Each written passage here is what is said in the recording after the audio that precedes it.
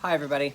Okay, so this is Justin Elliott with Elliott's Estate Sales, and this is going to be episode or segment number 7 of the 8-part, probably 10-part series of me telling a little bit of drama and a little bit of just contract breaches and problems with sellers and problems with buyers and etc.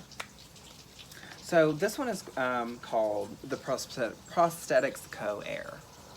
And if you live in Oklahoma, or if you know a lot of, business owners and successful business owners that, live and have lived and started their stuff and their business from nothing and maybe become, a global brand.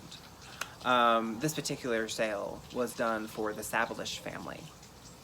And, the estate sale went really, really well. It was done early January. I think it was super duper cold. And when we met, everything was just as formal and professional as I normally am, and it was just as normal as it normally goes. I forwarded my contract, we decided what was to be sold, we met, we got over it, and then shit happened. The estate sale went really good. There was really good turnout, and the estate sale included a bunch of old radio stuff. Jukebox, a couple different, interesting little stereo systems that were from late periods. It included a pontoon boat as well, and several other things. And, I can't tell you how many times you will forward a contract, people will say, oh yeah, I read it, completely understand it, cool, let's just do it. Cool, okay, well, let me see what you have for sale. Let me confirm what you have is, legitimate and something that I can sell in good faith to my sellers. And I thought it was a really beautiful house. It was a really great little area. I want to say it was like Penn and like 122nd, something like that. And it's in this really awesome little corner. And you literally at the intersection, it's in a corner. And from the intersection, you just drive down this really long road. And if you remember going to it, it was a beautiful 2-story home that was right off of a lake. You could look down and see nothing but lake. 2 stories and a patio both ways looking at the lake. And you could see other very nice homes there. And it was a beautiful home. It was, I think, the very first one that was built on the street. And so, anyway, it was for the Sabilish company. They own a prosthetic company here in Oklahoma. And it's a global brand. Well, the heir that inherited everything in the company, they went, signed the contract, and then there was an issue. Well, the issue turned out to be that when we do an estate sale, our commission is payable on all things included in the estate sale.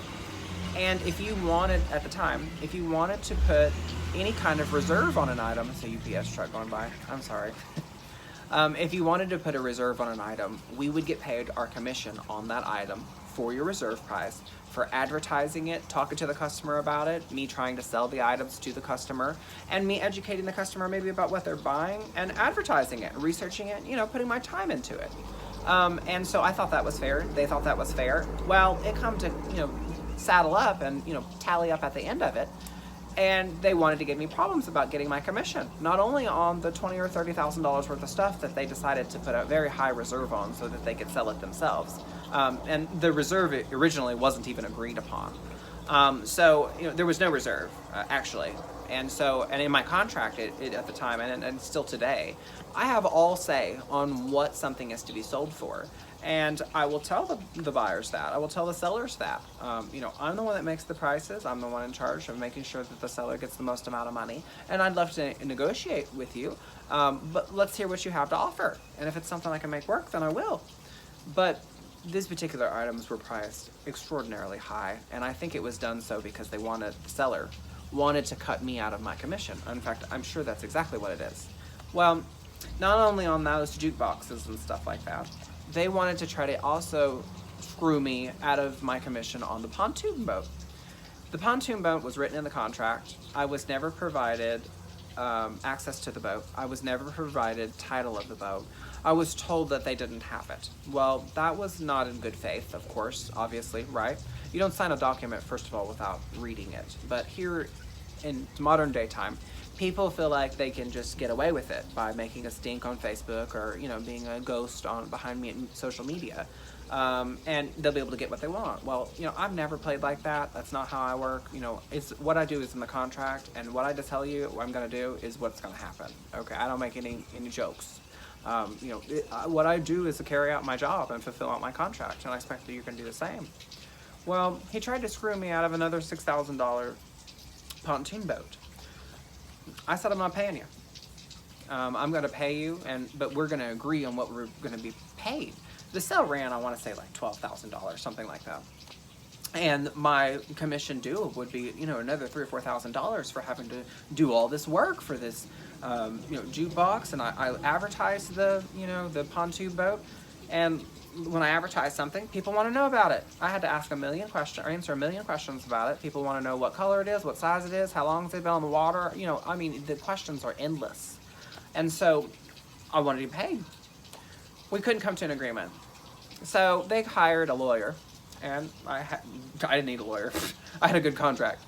So I literally negotiated with their law firm to make a settlement to get this contract closed, so that I could pay them, because the heir wanted to be behind about it. And so, because, you know, who gives a shit, right? You know, because you're the one inheriting all the money, and screw the little guy that had to do all the work, right? I don't understand it, but that is how that ended up, and it ended up in my favor. I ended up getting a nice check afterwards, and I was able to make do. So, win some and you lose some. On to the next.